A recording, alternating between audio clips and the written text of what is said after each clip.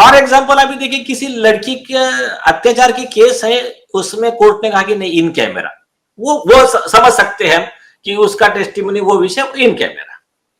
अगर किसी विटनेस की जान को धोखा है उस समय भी समझ सकते हैं इन कैमरा, लेकिन अभी इसमें तो हियरिंग हो रही है और खुद आदित्य ठाकरे आके इंटरवेंशन लगा रहा है ना वो केस में, तो इसमें आपको देश की जनता को ये बताने का क्या प्रॉब्लम है? अच्छा, और एक दूसरा और एक सीरियस पॉइंट इसमें है जो हमने हमारे आईए में लिखा है। आप देखिए ये जो पुलिस अधिकारी थे, कौन रिटायर्ड, इन लोगों ने मिलकर, कोई रिटायर्ड पुलिस अधिकारी, कोई एक्टिविस्ट, कोई जो भी हो, उनके नाम जो भी टाइटल उन्होंने दिए है, उन सब लोगों ने मिलकर क्या किया, एक पिटीशन लगाया PIL, कहां पर, बॉम्बे हाई कोर्ट में, नीलेश नवलखा नाम से। और क्या के लिए लगाया कि अर्नब गोस्वामी जो इतना दिखा रहे हैं ये दिशा सालियान सुशांत सिंह राजपूत का मैटर का ये मीडिया ट्रायल चला रहे हैं, तो बोले इनके खिलाफ में कंटेम्प्ट का कार्रवाई होना चाहिए, इस पर रोक लगनी चाहिए। आप वो केस में वही लोग कैसा फंस गए अभी देखिए। पहली चीज इन लोगों ने तब तो लगाया था, ऐसा होना चाहिए, इन्होंने अब नहीं लगाया कि जब उद्धव ठाकरे का उनके पार्टी का खुद स्पोक्स पर्सन किशोर तिवारी कह रहा है कि दिशा सालियन के पार्टी में आदित्य ठाकरे था कैबिनेट मिनिस्टर, तो इसका इंक्वायरी करो, इसका कोई अर्जी नहीं लगाया उन्होंने। SIT बिना FIR के इन्वेस्टिगेट कर रही है, नाम देने के बाद में भी इसका कोई PIL नहीं लगाया उन लोगों ने। चलो कोई बात नहीं, उसको बाजू में रखते। हाँ, हम ऐसा आरोप नहीं कर रहे कि उस समय आपको वो करप्ट पुलिस वालों ने स्पॉन्सरशिप दिया था, हम ये भी आरोप नहीं कर रहे कि आदित्य ठाकरे से पैसा लेके आपने लगाया था, आपको हफ्ता, कोई प्रॉब्लम, हम वो कोई आरोप नहीं करते, बाजू में रखो उसको। उसी केस में इसी बॉम्बे हाईकोर्ट के डिवीजन बेंच, उस समय के चीफ जस्टिस और अभी के सुप्रीम कोर्ट जज दीपांकर दत्ता जी ने डायरेक्शन दिया कि मीडिया से बात में जो इंफॉर्मेशन है वो डिस्टॉर्टेड भी आ सकती है, मैनिपुलेटेड भी आ सकती है, तो पुलिस डिपार्टमेंट की और इन्वेस्टिगेशन एजेंसी की जिम्मेदारी है कि वो रेगुलर इंटरवल पर अपडेट दे, इन्वेस्टिगेशन का प्रेस नोट दे।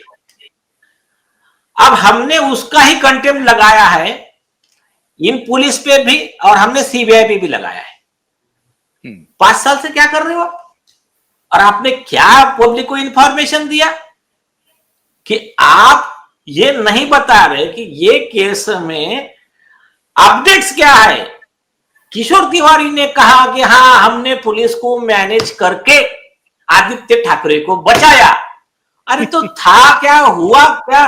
किशोर तिवारी जी को बुलाइए, उनसे सबूत लीजिए। वो अगर पूरा किशोर तिवारी जी के पास जितना वो बोल रहे हैं ना उससे 100 गुना ज्यादा है उनके पास में, तो किशोर तिवारी जी को बुलाकर उनको इंट्रोगेशन कीजिए।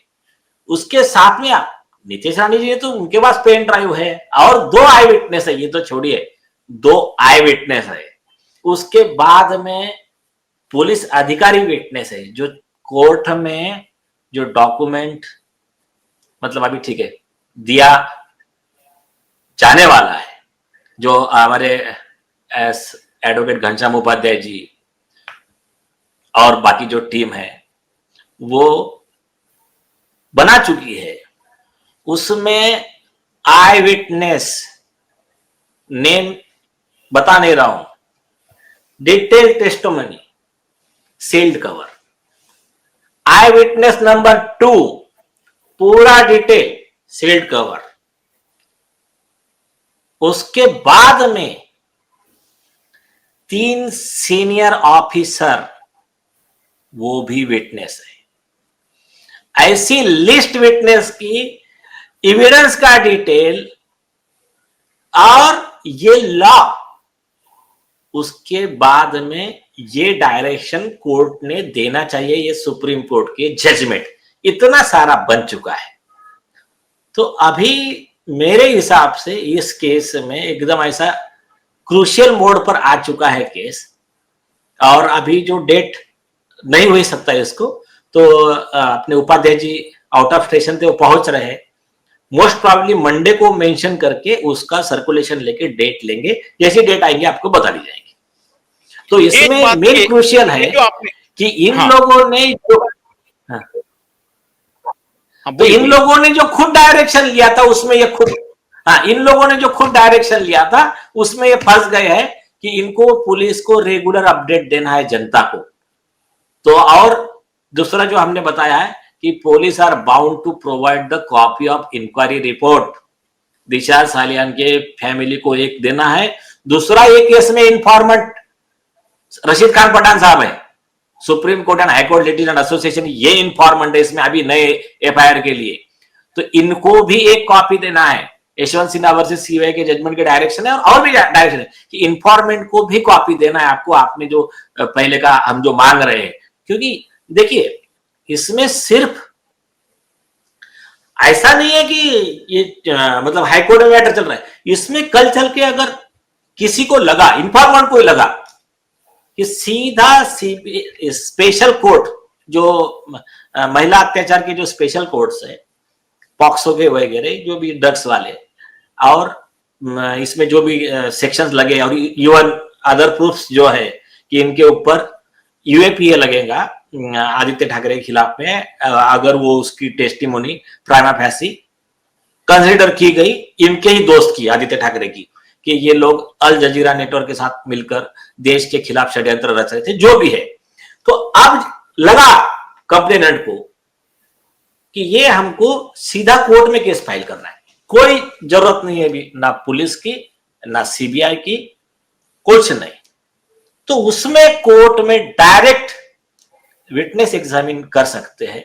विटनेस एग्जामिन करने के बाद में कोर्ट डायरेक्ट अरेस्ट वारंट निकाल सकता है आरोपी का इश्यू प्रोसेस करके 204 सीआरपीसी में, और केस चलेगा। तो ये भी एक उसमें प्रोविजन। तो इन सब चीजों के लिए सुप्रीम कोर्ट ने कहा कि जो केस परस्यू कर रहा है उसको और इस देश को हर इंफॉर्मेशन रिसीव करने का अधिकार है। पुलिस डिनाई नहीं कर सकती इंफॉर्मेशन इसमें। हाँ, आप बोलिए। तो उनके खिलाफ भी कंटेम्प्ट होगा ना, तो सीबीआई के ऑफिसर भी फंसेंगे बुरी तरह से, उनके पास भी कोई जवाब नहीं होगा। जो भी इसमें बचाने का ट्राई करेगा वो सब फंसने वाले हैं।